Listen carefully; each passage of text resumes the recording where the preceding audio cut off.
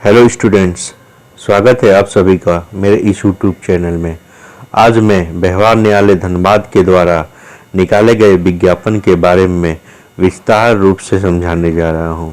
जिन students को या form भरने में कठिनाइयां हो रही हो या विज्ञापन से संबंधित किसी तरह का परेशानी हो, वह मेरा इस वीडियो को देखकर पूरी तरह से समझ सकते हैं कि किस तरह से आवेदन करना है।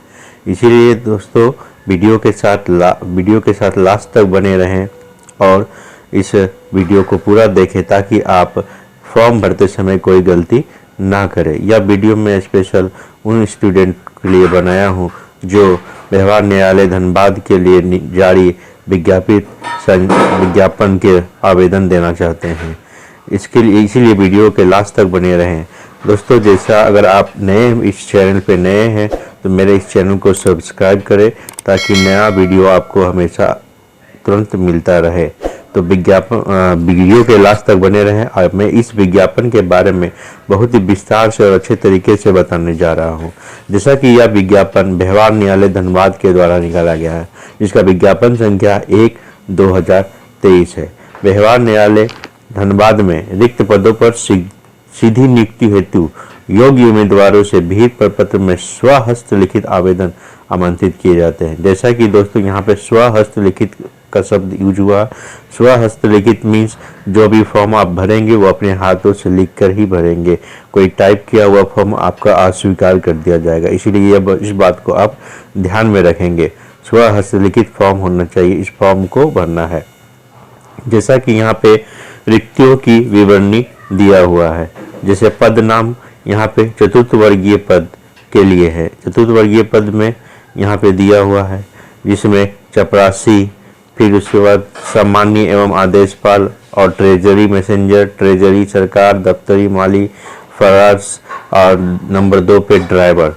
जैसा कि सामान्य में 14 सीट निर्धारित है और ओबीसी में अनुसूचित जाति के लिए 2 सीट, अनुसूचित जनजाति के लिए 0 है, पिछड़ा वर्ग के लिए 7, अत्यंत पिछड़ा वर्ग के लिए 9 और आर्थिक रूप से कमजोर के लिए 0 है। इस तरह से टोटल कुल रिक्तियां हैं जो कि चतुर्थ वर्गीय पद चपरासी, सामान्य एवं आदेशपाल और ट्रेजरी मैसेंजर, ट्रेजरी सरकार, दफ्तरी माली, फराज के लिए है।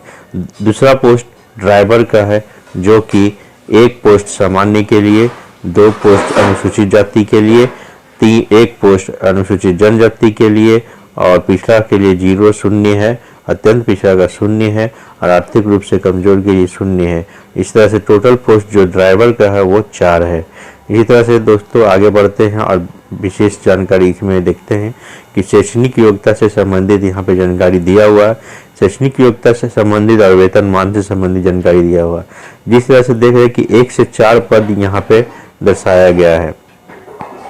क्रम संख्या 1 में चपरासी के लिए दर्शाया गया है, जो कि सामान्य एवं आदेशपाल और ट्रेजरी मैसेंजर, ट्रेजरी सरकार के अंतर्गत चपरासी के लिए निकाला गया है, जिसका वेतनमान 18,000 से लेके 56,900 लेवल 1 में है और इसका क्वालिफिकेशन मैट्रिकुलेशन या इसके समकक्ष है।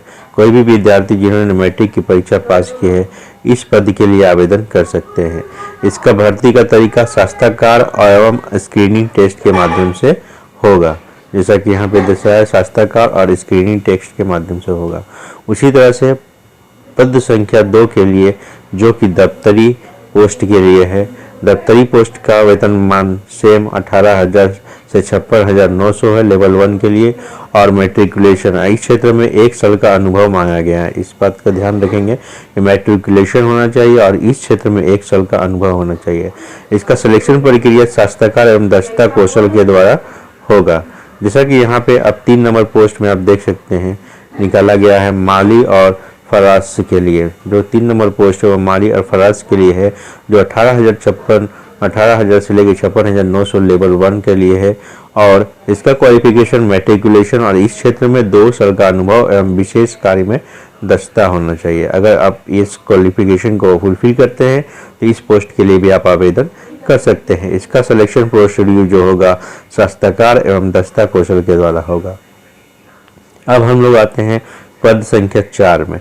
पद संख्या 4 जो कि ड्राइवर के लिए निकला है, ड्राइवर के लिए जिसका वेतनमान है 19,900 से 63,200 रुपया लेवल 2 में। इस तरह से इसका क्वालिफिकेशन हो मैट्रिकुलेशन होना चाहिए और इसके समकक्ष होना चाहिए, मैट्रिकुलेशन और इक्विवेलेंट मैट्रिकुलेशन होना चाहिए तथा ड्राइविंग में LMB लाइट मोटर व्हीकल्स का लाइसेंस धारक होना चाहिए। अगर आपके पास ये क्वालिफिकेशन और लाइसेंस है तो आप ड्राइविंग के लिए अप्लाई ड्राइवर के लिए कर सकते हैं। ड्राइविंग रूल के अनुसार स्क्रीनिंग टेस्ट होगा, ठीक है, इस टेस्ट में आपको पास करना होगा। उसके बाद इस तरह से 4 पद के लिए आवेदन निकला। इन चारों पदों के लिए अलग अलग आवेदन आपको देना है, किसी एक पद के लिए एक आवेदन देना है, ना कि एक ही आवेदन में सभी के लिए, तो इस बात को ध्यान में रखेंगे। देखिए हम पॉइंट नंबर 4 को डिस्कस कर रहे हैं।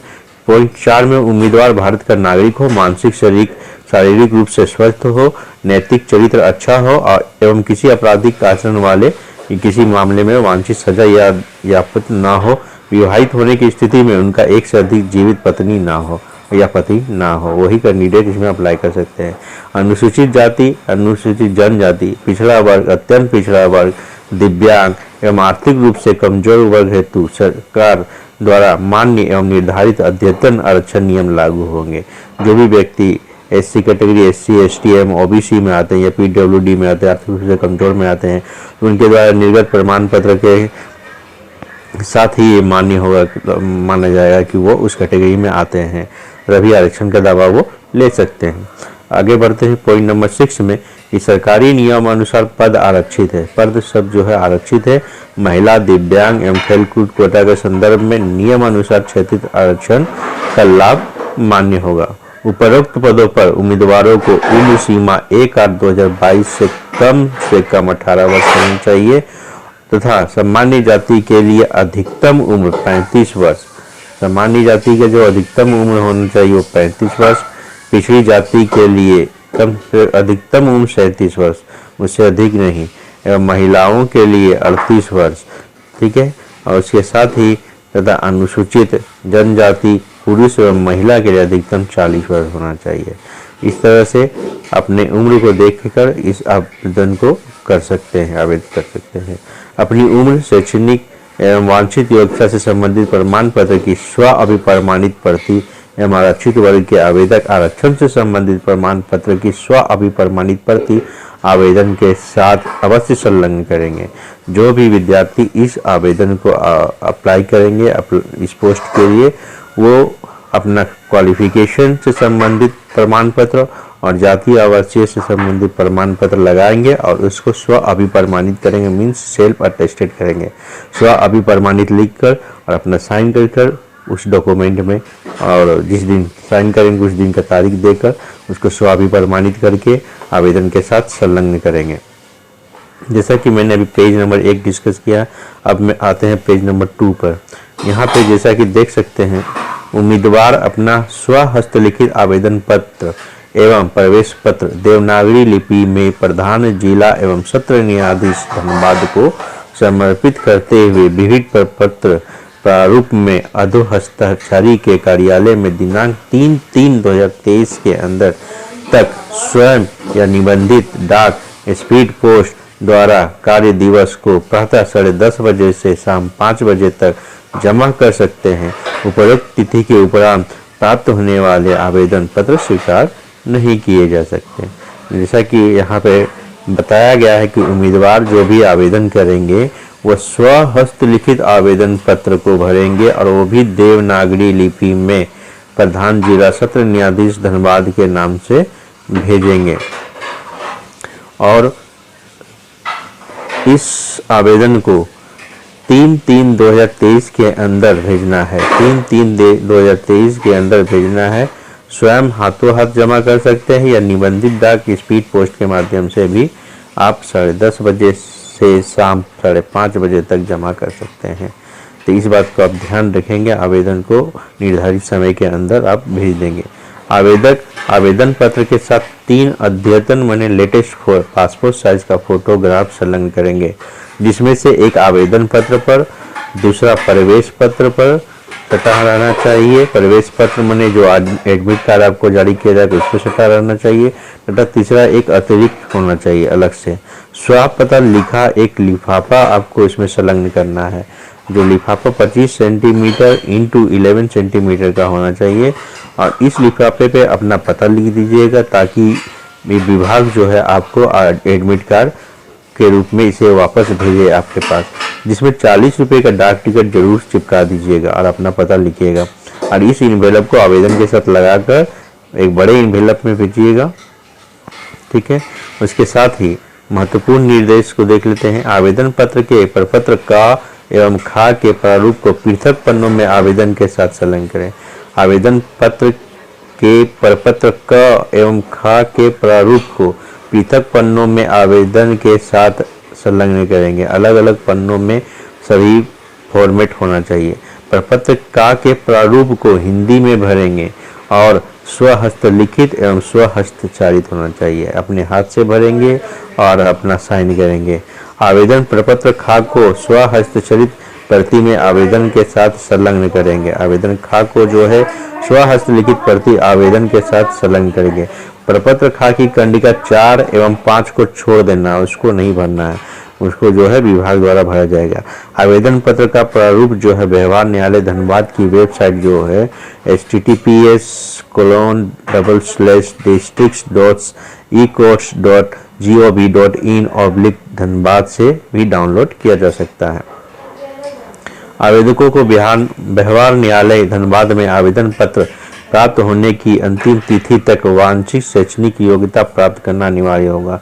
जितना तारीख लास्ट डेट आवेदन भेजने का उस तारीख तक उसका क्वालिफिकेशन कंप्लीट होना चाहिए।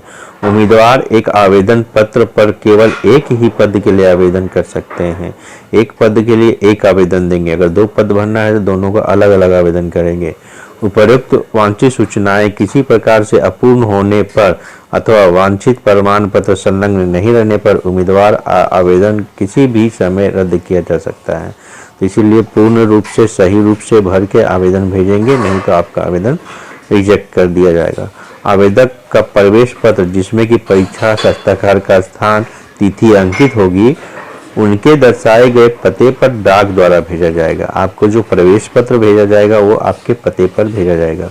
उम्मीदवार द्वारा नियुक्ति प्रक्रिया को किसी भी रूप से प्रभावित करने के प्रयास को उनके अयोग्यता को मानते हुए उनकी अभ्यर्थता तत्काल प्रभाव से रद्द कर दी जाएगी। इसलिए किसी भी तरह का कदाचार नहीं करेंगे।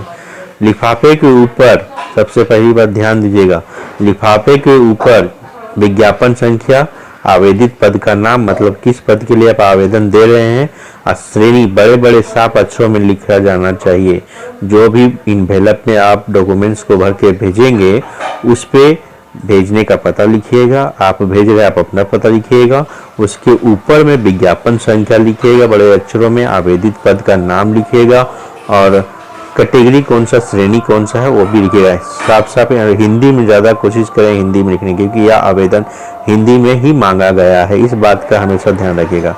वर्तमान विज्ञापन में किसी प्रकार का संशोधन अथवा निस्तारीकरण का अधिकार सिर्फ जो हस्ताक्षरी के पास सुरक्षित है।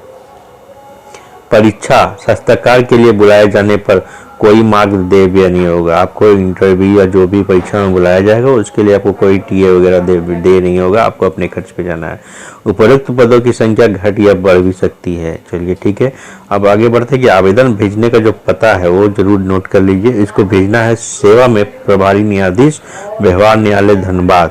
जैसा कि यहाँ पर सिर्फ लिखा हुआ सेवा में प्रभारी न्यायाधीश व्यवहार न्यायालय धनबाद, आप हो सके तो इसमें पिन कोड मेंशन कर दीजिएगा, क्योंकि अगर बाय डाक अगर भेज रहे हैं तो आप पिन कोड इसमें मेंशन करिएगा। ठीक है, धनबाद जिला का जो भी पिन कोड है उसमें आप ये मेंशन करिएगा। ये पेज नंबर 2 मैंने डिस्कस किया। अब हम आते हैं पेज नंबर 3 पे, जो कि प्रपत्र का है। ये फॉर्मेट है। इसी फॉर्मेट में आपको पत्र को स्वहस्तलिखित अपने हाथों से भरना है। निम्नलिखित प्रपत्र को निबंधित डाक या हाथों हाथ भेज सकते हैं। जैसा कि यहाँ पे दिया हुआ विज्ञापन संख्या, तो विज्ञापन संख्या जो भी है वो आपको भरना है। जैसा कि विज्ञापन संख्या मैं आपको फिर से दिखा रहा हूँ। इसका विज्ञापन संख्या है 01/2023। यहाँ पे 01/2023 इस प्रपत्र में भरिएगा विज्ञापन संख्या 01/2023। आप यहाँ पे देखिए फोटो चिपकाने की जगह पे राजपत्रित पदाधिकारी द्वारा अभी प्रमाणित पासपोर्ट आकार का फोटो चिपकाएंगे।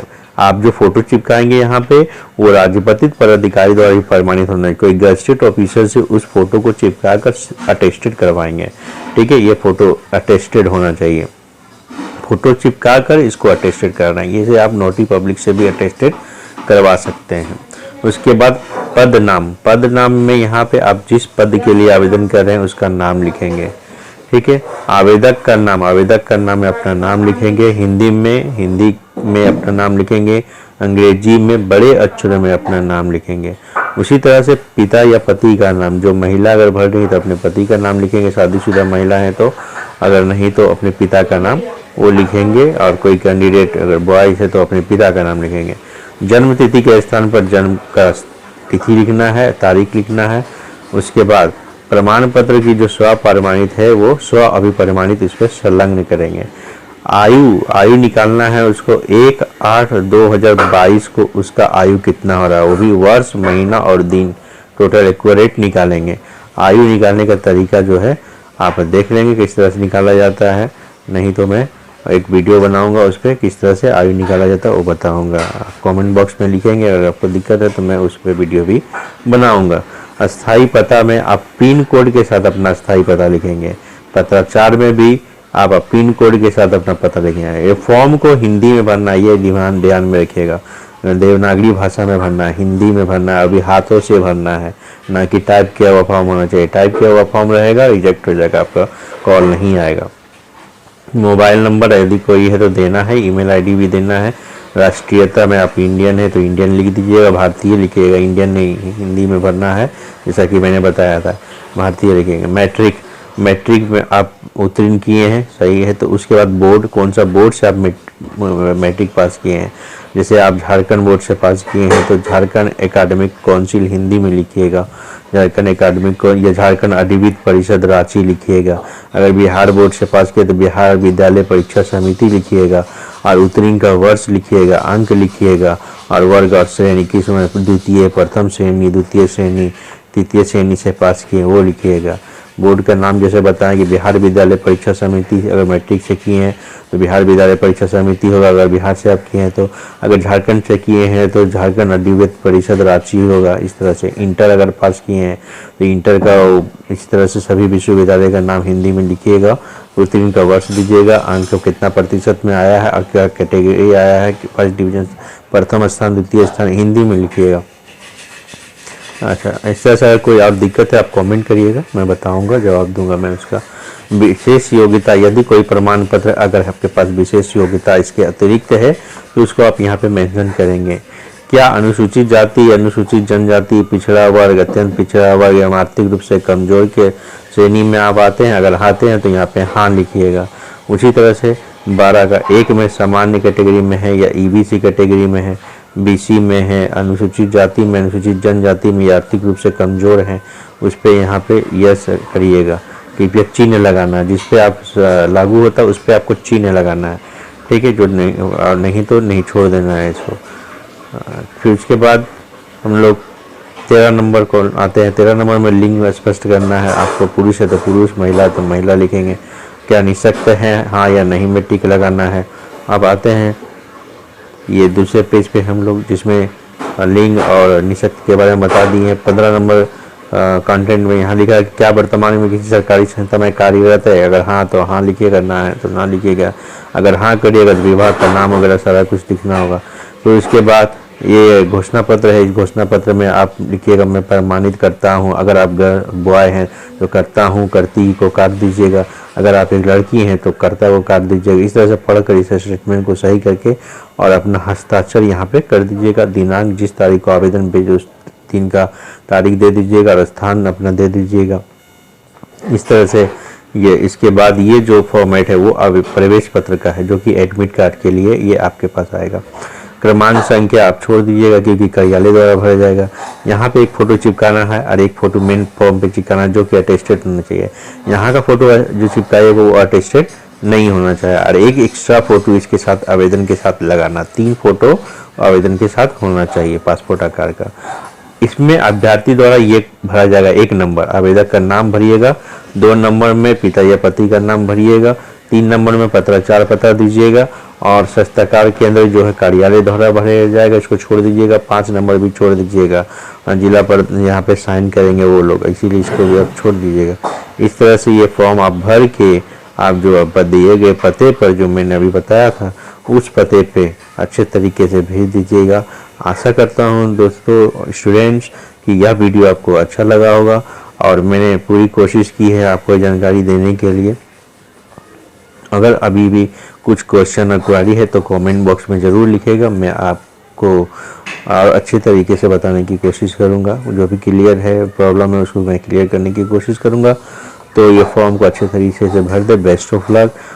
आप मेरे चैनल को नए हैं तो ज़रूर सब्सक्राइब करें और मेरे वीडियो को अधिक से अधिक शेयर करें ताकि अधिक लोगों को इस विज्ञापन के बारे में जानकारी मिले और इसका लाभ मिले।